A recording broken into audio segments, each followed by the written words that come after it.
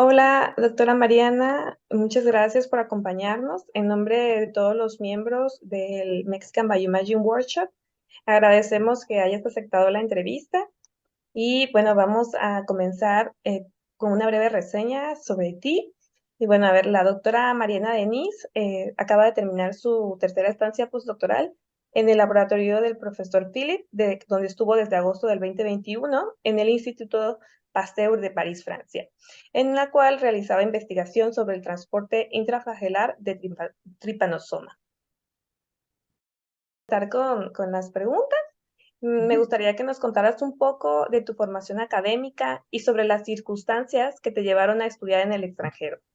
Bueno, yo hice mi preparatoria en México y ahí tuve oportunidad de ir a un par de intercambios al extranjero. Y cuando salí de la preparatoria, yo apliqué a varias universidades para estudiar medicina aquí en México. Y pues nada más para intentar, apliqué también a universidades en el Reino Unido, que allá tienen bueno, en ese entonces, no sé cómo sea ahora, pero en ese entonces tenían el sistema de UCAS, que tú escoges, o sea, es una aplicación única, pero tú escoges varias universidades y más o menos qué querrías estudiar. Entonces, para ir al extranjero, pues se complicaba estudiar medicina porque era mucho más caro, pero había otras carreras que me interesaron. Entonces, al final, pues ya escogí todas las universidades a las que iba, que me interesaban en el Reino Unido. Hice mi aplicación y mientras esperaba la respuesta de las facultades de medicina aquí en México. Y ya, pues me dieron respuesta a todos y tuve esa decisión difícil. Realmente fue de si estudiar algo más en el extranjero, que realmente a todas las carreras que apliqué ahí en el Reino Unido fueron relacionadas con ciencias biomédicas. Entonces era realmente ir hacia la carrera de investigadora y en México de medicina. Entonces me aceptaron en todas las de medicina aquí en México, pero te digo, esa fue la decisión difícil de me quedo en México y estudio medicina o me voy al Reino Unido y estudio para ser investigadora, ¿no? Otra cosa. Y al final decidí irme a Glasgow, la Universidad de Glasgow, a estudiar inmunología. Y ahí en inmunología, bueno, siempre me gustó todo lo que era enfermedades infecciosas y me gustó mucho mi carrera. Y al final entré a una maestría en la Escuela de Medicina Tropical de Londres a estudiar control de enfermedades infecciosas. Tuve un mentor en la carrera que me dijo, no vayas a estudiar una maestría en inmunología, o sea, es una pérdida de tiempo porque es como lo mismo, o sea, más bien trata de aprender otras habilidades, otras cosas, otros temas. Y ahí esa maestría fue más orientada hacia lo que era tanto epidemiología como lo que es Geographical Information Systems, sistemas de como GPS y demás, para aplicados hacia la epidemiología. Entonces eso sí fue un buen consejo y sí me sirvió mucho. Y también mi maestría me encantó. Y luego me fui a Suiza a estudiar. Bueno, ahí se dio que apliqué a una beca que ofrecía en ese entonces era EMBO, junto con Evimalar, que era una organización europea o sea, para entrenar a como futuros académicos en malaria, todo enfocado hacia malaria. Y entonces apliqué a eso y me la dieron y yo pude escoger el grupo. Entonces me fui a un grupo que estaba en Berna, que era su especialidad microscopía y ahí pues a mí me interesaba mucho eso. Entonces me fui del 2011 hasta el 2016 a hacer mi doctorado en Berna, en la Universidad de Berna, y todo en malaria y microscopía. Y ya de ahí terminando me fui a Boston, a la Universidad de Harvard, a hacer mi primer postdoc. Eso fue con una beca, primero una beca suiza, que es de la Swiss National Foundation, y después con una beca EMBO postdoctoral. Y ahí me quedé estudiando también malaria, también mucha microscopía, cómo se desarrolla el parásito, los gametocitos en la médula ósea. De ahí terminé ese postdoc y dije, bueno, voy a cambiar ya de parásito, me interesaban otros, y otro que siempre me gustó fue tripanosoma, pero pues no había tenido yo oportunidad de trabajar con él, y me fui con una beca, bueno, con parte de la EMBO y con la Human Frontiers, me fui a Lisboa, al Instituto de Medicina Molecular, y ahí estudié tropismo del parásito, o sea, cómo atraviesa las venas y establece reservas en diferentes tejidos.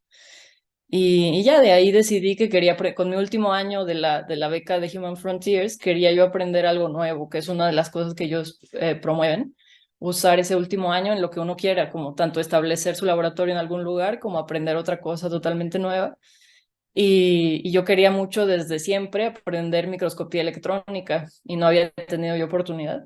Entonces el grupo de Philip Bastan es experto en microscopía electrónica y por eso me fui a París un año. Y más o menos esa es la trayectoria. Muy interesante todo lo que nos platicas y también escuchar que habías sido aceptada en todas las escuelas que presentaste para medicina en México. Y dentro de Sí. lo que mencionabas, ¿nos podrías platicar cuáles fueron los retos y las oportunidades que tuviste al solicitar una estancia postdoctoral en Harvard? Em, bueno, reto realmente o sea, al aplicar, realmente con el PI con el que fui a trabajar era ya un colaborador desde mi doctorado, entonces ya llevábamos colaborando 2 años y pues nos gustaba el tema, a mí me gustó el tema que estábamos buscando y yo quería realmente profundizar en ese tema y continuar.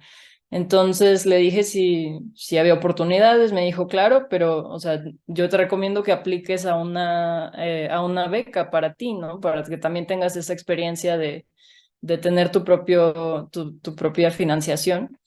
Y él me apoyó en esa aplicación a beca de Swiss National Foundation, que es SNF. Y qué reto hubo. Bueno, realmente era presentar ante un jurado donde no todos eran científicos, entonces realmente uno tenía que poder explicar en poco tiempo, me acuerdo mucho que eran creo que 5 minutos, por qué quería uno estudiar eso, a dónde se iba a ir, cuáles eran las oportunidades y muchas cosas. Entonces me acuerdo que estaba yo nerviosa por esos 5 minutos, que además pues aún, o sea, tiene uno que como convencer al jurado, que muchos eran, no sé, de historia, de leyes, de ciencia, de todo, que valía la pena ese tema y recibir financiación. Entonces al final, bueno, me dieron la beca y después pues el siguiente reto es aplicar a la visa. Siempre todo lo que es aplicaciones a visas pues causa un poco de estrés, al menos a mí, de que nunca es por seguro que te la van a dar, ¿no? Nunca me han rechazado ninguna visa, pero siempre me quedo así como de, ay, ¿será que me la dan? Y pues la visa estadounidense sí también lleva más tiempo, piden más cosas, es más compleja, entonces eso también me causa un poco de nervios. Y ya de llegar a Boston, realmente tuve mucho apoyo de mis colegas. Yo ya tenía dos amigos allá que una de ellas hizo su postdoc donde yo hice mi PhD. Y entonces ella me dijo, pues vente y pues vivir aquí conmigo hasta que encuentres casa, o sea, para rentar y eso. Entonces eso sí me hizo un favor, porque si no, pues llegas y no conoces la ciudad bien, no sabes dónde o cómo rentar. Pues en qué lugares vale la pena vivir y todo esto. Entonces sí, pues esa ayuda sí tuve. Y en términos de Harvard School, pues fueron o sea, me apoyaron mucho en el proceso realmente. Te tienen que dar una carta de apoyo, o sea, varios diferentes documentos para lo que es la visa y siempre me apoyaron muchísimo en todo eso. Qué bueno que nos compartes la información para otras personas que también quieran animarse a aplicar al extranjero, que a veces como mexicanos nos limitamos un poco a si somos buenos candidatos y si tenemos algo que aportar. Y bueno, Sí, nos mencionabas ya un poco de cómo tuviste tu acercamiento a la microscopía electrónica y también nos gustaría saber en qué momento de tu formación académica tuviste ya un encuentro más cercano con la microscopía de fluorescencia y cómo te ha ayudado a resolver problemas. sí, realmente yo tuve mi primer acercamiento a la microscopía en general durante mi maestría. Eh, yo hice mi proyecto en Uganda y ahí pues era más bien diagnóstico de malaria en regiones con una prevalencia muy alta. Entonces ahí me gustó muchísimo ver el parásito y ahí fue cuando decidí que quería yo hacer mi doctorado en un lugar que hiciera microscopía en general. Entonces en ese tiempo había dos grupos muy famosos de microscopía de malaria y uno de ellos pues fue el que me aceptó. O sea, uno de esos grupos está en Heidelberg, en Alemania, y el otro estaba en Berna, en Suiza. Y entonces fue ahí que empecé y realmente mi supervisor del doctorado me dio muchísima libertad y apoyaba mucho y pues en Suiza tienen muchísimos recursos, entonces teníamos todos los microscopios posibles Y te digo, él me apoyó mucho de que yo le decía, es que quiero aprender a hacer, bueno, realmente, o sea, lo que me llamó la atención de lo que él hacía era microscopía intravital, que es eh, hacer cirugías y ver in situ cómo se comporta el parásito dentro del hospedero. Y eso me llamó mucho la atención, a mí siempre me gustó pues todo lo que era medicina, todo lo que era el hospedero también. Y ahí empecé con eso. Pero luego el instituto adquirió en ese entonces, o sea, ya es mucho tiempo, pero adquirió un microscopio STED. Y si yo le decía, es que quiero aprender, nunca me dijo que no. Entonces, y tenía postdocs que sabían mucho. Por ejemplo, esa postdoc que te comento que estaba en Boston, cuando hizo su postdoc en Berna, pues ella trajo muchísimo know-how y ella me entrenó en varios microscopios. Entonces ahí tuve la oportunidad de usar un OMX para hacer SIM, el STED también, muchísimo confocal. Y después me gustó también todo lo que era para análisis de hospedero en una escala un poco macro, o sea, transparentizar órganos y verlos con ultramicroscopía. Y ¿cómo se llama? Optical Projection Tomography, llegué a hacer, y Photoacoustic Imaging, que es la combinación de ultrasonido con microscopía de fluorescencia. Entonces, realmente ahí en mi doctorado fue donde yo diría que hice mucho más microscopía a nivel de aprendizaje, ¿no? Ahí aprendí mucho más. Y después en mis postdocs, pues apliqué ese conocimiento y durante mis postdocs yo creo que más bien lo que llegué a aprender fue análisis de imagen, que es lo que ahora estoy tratando de ir hacia allá, que bueno, se ha vuelto un área por sí sola mucho más compleja de lo que era antes, ¿no? Entonces quiero combinar ambas, pero sí, fue en mi doctorado que tuve ese primer encuentro. Bueno, ahora vamos a pasar a la pregunta que prácticamente ha sido la motivación de esta entrevista. Ujú, Y bueno, es el premio que acabas de recibir de Ben Barres. Y ujú. nos gustaría saber cuál es tu motivación y el objetivo principal de este proyecto que se vio beneficiado con el premio. Sí, bueno, la motivación es llevar a estudiantes, o sea, jóvenes con autismo, jóvenes autistas, ese interés por la microscopía, ¿no? Siento que hay muchos prejuicios en lo que respecta a lo que es la neurodiversidad y no sé si muchos lugares están conscientes y incluso muchas personas autistas que a veces nos limitamos, ¿no? De, ¿será que puedo llegar a hacer esto o aquello? Y mi perspectiva es, pues, no hay, o sea, uno mismo tiene que aprender a no limitarse en ese sentido, o sea, fuera de lo que, o dentro de las capacidades que uno tiene y a lo que uno le interesa, ¿no? Entonces, quería yo mostrarles a jóvenes autistas, pues eso, el uso de microscopios, desde construirlos hasta la cantidad de cosas que se pueden observar a través del microscopio. Y creo que es, o sea, es como dos motivaciones o dos objetivos. Uno es este, o sea, traer esa como expertise o esa área que, pues ojalá les guste, ¿no? Y que si hay alguno que diga, es que esto me gustó muchísimo y quiero buscar una carrera en este sentido, pues tengan esa oportunidad.